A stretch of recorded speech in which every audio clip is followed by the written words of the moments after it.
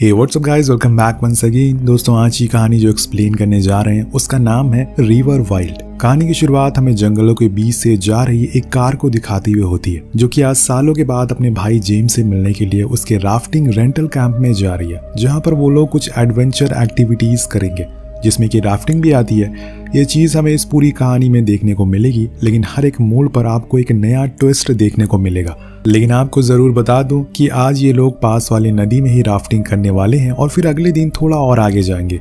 James के साथ 2 British tourist भी हैं जिन्होंने यहाँ पर आने के लिए जेम्स को पैसे दिए, और उनके साथ है टैरिफ, जो कि जेम्स और जोई का बचपन का दोस्त है। पर जब जोई उसे देखती है तो उसका कुछ खास रिएक्शन नहीं होता। असल में उसके बारे में उसे पता नहीं था कि वो भी यहाँ पर आने वाला है, इसीलिए वो थोड़ा हैरान थी। उसके चेहरे से हमें साफ पता चलता है कि ये दोनों का कुछ पुराना लफड़ा है। जोई उसे बाहर नहीं लाना चाहती थी, वो ऐसा दिखाने की कोशिश करती है कि जैसी सब कुछ नॉर्मल ही है। और इसके बाद अब सभी तैयार होने लगते। बीच बीच में वो थोड़ी मस्ती भी करते रहते हैं, क्योंकि जेम्स सभी से डेथ पेपर पर साइन करवा रहा था, क्योंकि इस एक्टिविटी में किसी की जान भी जा सकती है, जिसका जिम्मेदार वो खुद नहीं होने वाले। अब सभी बोट पर बैठ जाते हैं और खूब एंजॉय करते हैं। सभी लोग धीरे धीरे करके आगे तेज लहरों के पास पहुंचते हैं, लेकिन इसी दौरान अचानक से जो पानी में गिर जाती है, इसलिए बोट को रोकना पड़ता है और जेम्स जाकर उसे वापस लाता है। वो सालों बाद राफ्टिंग कर रही थी, इसीलिए उसे थोड़ा डर लग रहा था, लेकिन जेम्स उसे समझाता है कि ये काफी नॉर्मल चीज है। उसे अकेले बैठा हुआ देखकर उसके पास टैरिफ आता है बात करने के लिए, लेकिन जोई उसे खास इंपॉर्टेंस नहीं देती। उसकी वजह से वो वहां से चला जाता है। इसके बाद सभी लोग रात के लिए टेंट लगाना शुरू करते हैं। टेंट के बाद सभी लोग साथ में बैठते हैं और अपनी अपनी कहानियों के बारे में बताने लगते हैं, जो कुछ भी उन्होंने अभी तक जिंदगी में एक्सपीरियंस किया है। जो बताती है कि वो अभी एक डॉक्टर, उसने बहुत से लोगों से बात की और देखा है जो कि खुश नहीं है। उन्हें बस हमेशा लड़ाई झगड़े में मजा आता है, जो कि मुझे बिल्कुल अच्छा नहीं लगता। मुझे शांति अच्छी लगती है। मेरा एक बॉयफ्रेंड भी था, वो भी डॉक्टर था, लेकिन कुछ सालों पहले हम अलग हो गए। जिसके बाद वेंट और केन भी बताते हैं कि वो कुछ महीने पहले एक जगह पर गए थे राफ्टिंग करने के लिए। वो उनकी जिंदगी का सबसे अच्छा एक्सपीरियंस था, जो कि वो कभी भूलने वाले नहीं है। जिसके बाद जेम्स भी कुछ शेयर करता है, लेकिन टैरिफ कुछ भी नहीं कहता और चुपचाप स्मोक करता रहता है। वो किसी को कुछ बताना ही नहीं चाहता था। ऐसा लग रहा है कि वो बहुत सी चीजें छुपा रहा है। खैर, अब काफी रात हो जाती है और सभी लोग सोने के लिए चले जाते हैं। वेन टॉयलेट के लिए जंगल में जाती है। इधर जोई सोने के लिए ब्लैंकेट खोलती है, लेकिन तभी जंगल से वेंट की चीखने की आवाज आती है। सभी वहां पर भागते हुए जाते हैं। वहां पर उन्हें टैरिफ पहले से ही खड़ा मिलता है, जो कि थोड़ा सा अजीब था। सभी टॉर्च जलाते हैं तो उन्हें पता चलता है कि वेंट के सर में फ्रैक्चर हो गया है और बहुत ही ज्यादा खून बह रहा है, क्योंकि पास में ही पड़े हुए पत्थर पर वो गिर गई थी। जोई डॉक्टर है तो वो उसे थोड़ा सहारा देती है और कुछ दवाइयां भी देती है, जिससे उसे थोड़ा दर्द कम हो। उसे कहीं ना कहीं टैरिफ पर शक, क्योंकि जब से वो यहाँ पर आई है वो यही खड़ा था, यानी कि उसे वेंट की आवाज सबसे पहले आई होगी। वो टैरिफ को सैटेलाइट फोन को लेने के लिए भेज देती है और फिर वेंट से पूछती है कि असल में यहाँ पर क्या हुआ था। वो बताती है कि वो उसके साथ जबरदस्ती कर रहा था। जब मैंने उसे मना किया तो उसने मुझे धक्का दे दिया। तभी वहाँ जेम्स और टैरिफ दोनों आते हैं और बताते हैं कि सैटेलाइट फोन में बैटरी खत्म हो गई। तो जोई झूठ बोलती है कि इसके पास सिर्फ 2 ही घंटे बचे हुए हैं, हमें जितनी जल्दी हो सके इसे ट्रीटमेंट देना होगा, वरना कुछ अनहोनी हो सकती है। अब ये सुनकर जेम्स डर जाता और सभी को बोट के पास चलने को कहता है। उन्हें सबसे पहले पास वाले फॉरेस्ट रेंजर के पास जाना होगा, जहाँ पर वो एयर एम्बुलेंस के जरिए वेंट को सिटी ले जाएंगे, तभी वो बच सकती है। यहाँ उनके पास 2 रास्ते थे, या तो वो पैदल जंगल के बीच से होते हुए स्टेशन के पास जाएं, या फिर वो लोग नदी के रास्ते से आगे बढ़ें, जो कि शॉर्टकट है। सभी नदी वाले रास्ते को चुनते हैं और उनके पास बोट भी मौजूद थी और सारे राफ्टिंग इक्विपमेंट भी। इसीलिए सभी वेंट को बोट पर बैठाते हैं, लेकिन पानी का बहाव तेज है और अंधेरा भी बहुत ज्यादा है, इसीलिए उन्हें ऐसे राफ्ट चलाने में बहुत मुश्किल हो रही है। लेकिन उन्हें ये करना ही होगा, क्योंकि वेंट के पास समय बहुत कम है। अभी तक जोई ने जेम्स को टैरिफ के बारे में कुछ भी बताया नहीं है। उसे लगता है कि अगर उसने ये सब किया है तो वो उन्हें रोकने के लिए कुछ न कुछ जरूर करेगा, और उसे इस बात की पूरी कंफर्मेशन है। वेल, यहाँ पर हमें एक और चीज पता चलती है कि अभी इस समय पर टैरिफ बेल पर है। उसे चोरी और कई जुर्म के लिए जेल भी जाना पड़ा है, जिसकी सजा अभी तक पूरी नहीं हुई है। और ये बात जब जोई को पता चलती है तो वो उसे और ज्यादा डर जाती है, इसीलिए उसे अभी तक उससे कोई बात नहीं की। अब वो लोग इस अंधेरे में बोट को और आगे लेकर जा रहे थे, लेकिन तभी बीच में पानी का बहाव काफी तेज हो जाता है। जिस बात का डर था वही होता है। बोट असल में पलट जाती है और सभी लोग पानी में गिर जाते हैं, जिसमें कि वेंट मिसिंग थी। एक तो पहले से अंधेरा था, ऊपर से एक और मुसीबत। सभी बहुत परेशान थे, लेकिन जोई को अहम मौके पर वेंट पानी में मिल जाती है। वो फौरन उसे लेकर ऊपर आती है, लेकिन वो बेहोश हो चुकी थी। अगर उसके अंदर पानी ज्यादा देर तक रहा तो वो मर भी सकती, इसीलिए वो फौरन उसे CPR देती हैं और लगातार चेस्ट प्रेसिंग की मदद से उसके पानी को बाहर निकालती हैं। उधर जेम्स और लोगों को बाहर निकालने में उनकी मदद करता है और फिर सभी लोग किनारे पर आ जाते हैं। जेम्स फौरन जोई के पास आता है और उसे वेंट की सिचुएशन के बारे में पूछता है। वो कहती है कि वो बिल्कुल ठीक है, लेकिन मैं तुम्हें कुछ बताना चाहती हूँ। जो कुछ भी उसके साथ हुआ वो असल में टैरिफ ने किया है, मुझे वेंट ने खुद ये बताया है। अभी जो बोट पलटी है मुझे लगता है कि इसमें भी टैरिफ का ही हाथ है, क्योंकि वो नहीं चाहता कि हम लोग रेंजर के पास पहुंचे और रिपोर्ट करवाएं, इससे वो मुसीबत में फंस सकता है। तुम देखना आगे जाकर हमें वो रोकने की जरूर कोशिश करेगा। लेकिन जेम्स को यकीन नहीं होता और वो उसकी बातों को इग्नोर कर देता है। फौरन सभी को बोट पर बैठने को बोलता है, क्योंकि अभी बहुत ही कम समय इनके पास है। सभी फिर से आगे बढ़ते हैं और कुछ ही देर में सूरज भी निकल जाता है। उजाला हो गया था और ऐसे ही में रास्ते को देख पाना आसान हो गया था। वो अपनी स्पीड को और बढ़ा लेते हैं और फाइनली किनारे तक पहुंच जाते हैं, जहां पर उन्हें सीधा स्टेशन तक जाना था। इधर टैरिफ और जेम्स दोनों ही जंगल के अंदर भागते हैं। उन्हें जल्दी से वहां तक पहुंचना है, पर कुछ देर चलने के बाद वो जेम्स को रोक लेता है और उसे पूछता है कि वो तुमसे कल रात क्या कह रही थी। मुझे पता है कि देखो, जो कुछ भी हुआ है वो सब एक हादसा था। मैंने जानबूझकर कुछ नहीं किया। मैं वेंट को समझाने की कोशिश कर रहा था, पर उसका पैर स्लिप हो गया। तुम मेरी बात ध्यान से सुनो। अभी मैं बेल पर हूँ और मैं नहीं चाहता, तुम्हारी वजह से मैंने 3 साल जेल में बिताए हैं और अब तुम्हें मेरा साथ देना होगा। जेम्स टैरिफ को गले से लगा लेता और उसे कहता है कि मैं तुम्हारे साथ ही हूँ, पर फिलहाल हमें वहाँ पहुँचना होगा, वरना वो मर जाएगी। अब दोनों ही भागते हैं, लेकिन स्टेशन पर कोई नहीं था।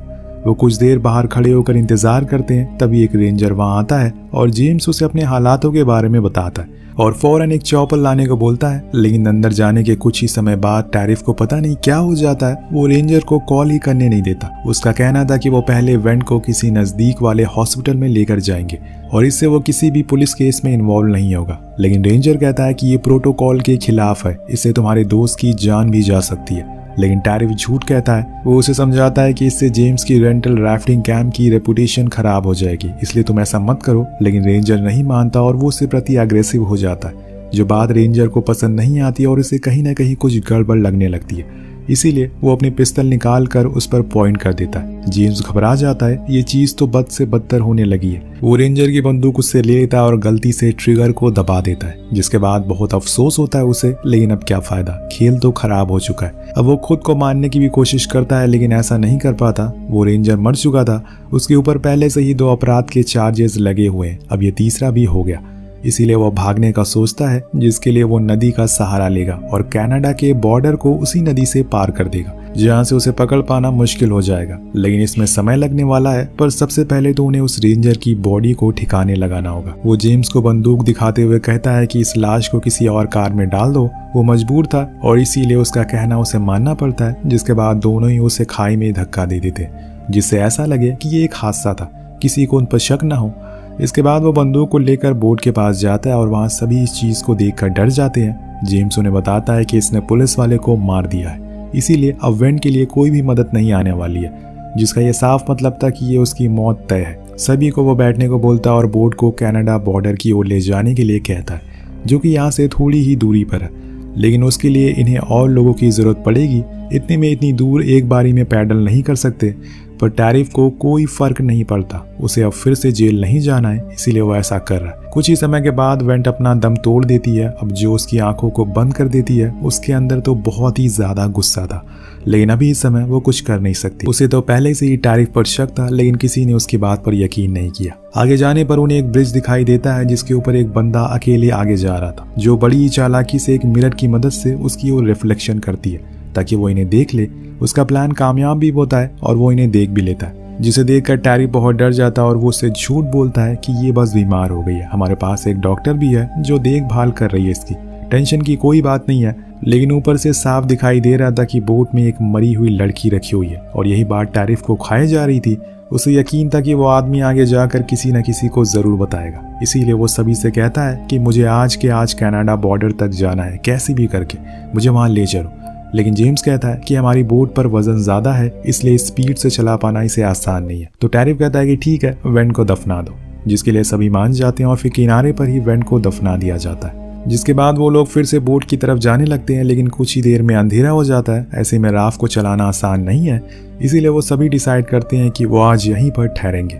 बीच रास्ते में चलते हुए टैरिफ जो से कहता है कि तुम्हें पता है, मैंने ये सब तुम्हारे लिए किया है ताकि तुम किसी भी चक्कर में ना फंसो, क्या तुम्हें कुछ पता है? अगर नहीं पता तो मैं तुम्हें बता दूं। मैं 3 साल तक जेल में रहा था सिर्फ तुम्हारे भाई के चक्कर में। वो सालों पहले एक स्मगलर के साथ काम किया करता था और बड़े बड़े लोगों को गांजा जैसी चीजें सप्लाई करता था, लेकिन मैं इन सब चीजों से दूर था। पर उसने मुझे पैसों का लालच दिया और मुझे भी इन सब चक्करों में फंसा दिया, और उसके सारे गुनाहों को मैंने अपने सर ले लिया और 3 साल जेल में रहा। ये सब सुनकर जोई को तो यकीन ही नहीं होता। उसने इन सब चीज़ों के बारे में कुछ पता ही नहीं होता, पर उसे अभी भी टैरिफ पर गुस्सा आ रहा था क्योंकि उसकी वजह से वेंट की जान गई। अब रात हो जाती है और वो सभी को पेड़ से बांध देता और सोने को कहता है, क्योंकि उन्हें कल कैसे भी करके यहाँ से निकलना है और कनाडा जाना है। लेकिन यहाँ जोई के दिमाग में वही बात घूम रही थी जो उसे टैरिफ ने बताई थी। इसीलिए वो अपने भाई से पूछती है तो वो बताता है कि उस समय वो नशे में रहा करता था और ज़्यादातर गलत लोगों के साथ उठता बैठता था। उसे कुछ पता नहीं है वो क्या कर रहा है। जोई कहती है कि तुम्हें पता है, जब मैं 15 साल की थी तो टैरिफ ने मेरे साथ छेड़छाड़ किया था। उसकी इजाज़त तुमने खुद उसे दी थी। जिसके जवाब में जेम्स कहता है कि मुझे इस बारे में कुछ पता नहीं है। उस समय मुझे लगा कि तुम दोनों साथ में हो, इसीलिए मैंने कुछ नहीं कहा। अब इतनी ही देर में वहाँ पर मैक्स आ जाता है। ये वही बंदा था दोस्तों जो हमें ब्रिज के ऊपर दिखाई दिया था। तो मैंने आपको उसी समय बताया था कि इसे पता चल चुका है कि कुछ गड़बड़ है, इसीलिए इनके पूरे रास्ते पीछा करता रहा। अब वो तो सबसे पहले टैरिफ की बंदूक उसके हाथ से लेने की कोशिश करता है, लेकिन वो असफल हो जाता है क्योंकि उसमें बहुत ही जोर से उसे पकड़ रखा था। इसीलिए वो जोई और जेम्स को खोलने का ट्राई करता है, पर इतने में टैरिफ की आंख खुल जाती है और वो बिना कुछ सोचे समझे ही उसे पीछे से गोली मार देता है, जिससे मौके पर ही उसकी मौत हो जाती है। टैरिफ को लगता है कि ये सब जोई का प्लान था, लेकिन वो कहती है कि उसे इस बारे में कुछ पता नहीं है। सभी इस चीज़ के बाद बहुत डर जाते हैं। उन्हें अंदाज़ा हो जाता है कि टैरिफ कितना खतरनाक है, वो किसी को भी मार सकता है क्योंकि अब उसे किसी का भी डर नहीं है। इसके बाद ये लोग मैक्स की लाश को दफना देते हैं और फिर से जाकर बोट पर बैठ जाते हैं। लेकिन क्रिश्चियन, जो कि वेंट की दोस्त है, वो बहुत ही चालाकी से मैक्स की जेब से उसका चाकू निकाल लेती है और फिर जब ये लोग बोट पर बैठते हैं तो उसमें छेद कर देती है। लेकिन जो ये देख लेती है टैरिफ को कहीं ना कहीं उस पर शक, लेकिन क्रिश्चियन मना कर देती है, उसे कुछ नहीं किया।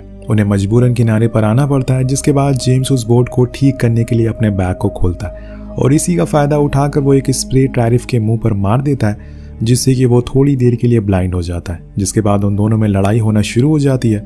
उधर जोई क्रिश्चियन की रस्सी को खोल देती है और फिर वो दोनों जंगल के अंदर भागना शुरू कर देते हैं। जब कुछ देर वो चले जाते हैं तो उन्हें एक गोली की आवाज़ सुनाई देती है और जब जोई पीछे मुड़ती है तो वहाँ उसे टैरिफ दिखाई देता है, यानी कि जेम्स को गोली लगी है। क्रिश्चियन उसे भागने को बोलती है, लेकिन वो अपने भाई को ऐसे मरता हुआ छोड़कर नहीं जा सकती, इसीलिए वो दूसरे रास्ते को चूज करती है, जिसकी वजह से दोनों अलग हो जाते हैं। जोई के पीछे टैरिफ पड़ जाता है, पर जब तक उसे पकड़ पाता वो एक पहाड़ के नीचे कूद जाती है।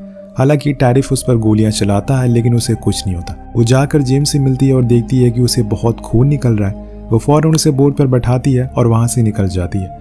इधर से टैरिफ उस पर गोलियां चलाता है, लेकिन एक भी गोली उसे नहीं लगती।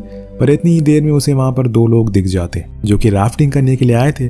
उन्हें उस पर शक होता है, लेकिन वो कुछ समझ पाते कि टैरिफ उन्हें भी गोली मार देता है और उनकी बोट को चुरा कर वहां से भागने लगता है। इधर जोई अपनी जान बचाकर भाग रही थी, लेकिन उसका सामना तेज लहरों से होता है जिसके लिए वो काबिल नहीं थी और इसीलिए आगे जाकर बोट पलट जाती है और दोनों ही गिर जाते हैं। जेम्स की तो हालत बहुत बेकार थी, इसीलिए जोई फौरन उसे किनारे पर लाती है और उसका खून बहना बंद ही नहीं हो रहा था। वो कुछ कर पाती कि तभी उसे पीछे से कोई चाकू मार देता और ये कोई और नहीं बल्कि टैरिफ था। वो उसको भी मारने के लिए पागल हो गया था, लेकिन जेम्स ऐसा नहीं होने देता। वो खुद की बहन को ऐसे मरता हुआ देख नहीं सकता, इसीलिए वो उसके अंदर जितनी भी ताकत थी वो उसे खड़ा होता है और टैरिफ को पकड़कर नदी में कूद जाता है और बहते हुए वाटरफॉल के पास जाता है, जिससे दोनों ही साथ में नीचे गिर जाते हैं। जो ये सब दर्द में रहते हुए देख रही थी, उसे कुछ नहीं समझ आ रहा था कि वो क्या करे। उसे एक गोली भी लगी थी जिसे वो खुद के हाथों से निकालती है और वहीं पड़ी रहती है। शायद उसका भी आज अंत है, लेकिन इतने में उसे ऊपर एक चॉपर दिखाई देता है जिसमें क्रिश्चियन थी और फाइनली क्रिश्चियन उसे देख लेती है। वो मदद के लिए आ गई थी, फौरन उसे ऊपर खींच लिया जाता और वहां ऊपर जाकर वो क्रिश्चियन से साफ साफ कहती है कि अब कोई नहीं बचा, सब खत्म हो गया। इसी के साथ ये कहानी का यही अंत हो जाता है। आपको कहानी कैसी लगी नीचे कमेंट करके जरूर बताएगा। मिलते हैं अगली वीडियो में। Peace out.